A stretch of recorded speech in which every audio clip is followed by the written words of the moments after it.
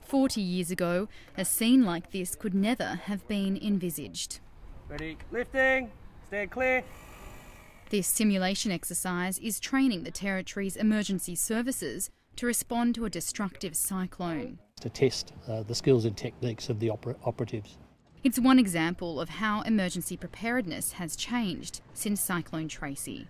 I don't think anybody was really prepared because no one expected the damage that had been caused. I think Cyclone Tracy was a big learning curve, a big wake up. Gary Casey was living in Nakara with his new wife on the Christmas of 1974. The walls of the storeroom collapsed inwards, and then I was trapped under the walls in a steel cabinet. These photographs, taken by Gary's relative, show just some of the devastation. Looking at photos from Hiroshima and all that, everything around was just completely flattened. It was also a blow to the confidence of Darwin, which was developing rapidly.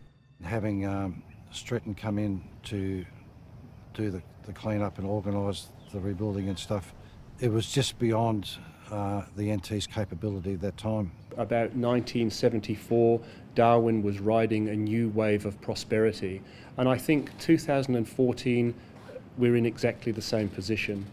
Though now better armed with knowledge and experience to defend the city and its people.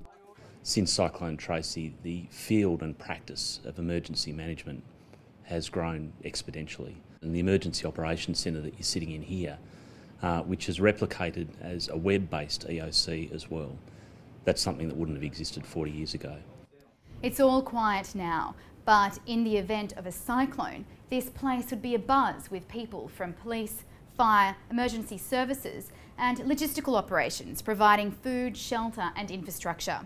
This is the nerve centre of disaster response, and compared to 40 years ago, new technology means that the people in here can keep in constant communication with those on the field and key information bodies like the Bureau of Meteorology.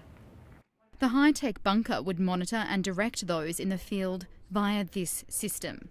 You can see who's in charge, who's the incident controller, who the ops controller is, in this case, how many shelters are actually open.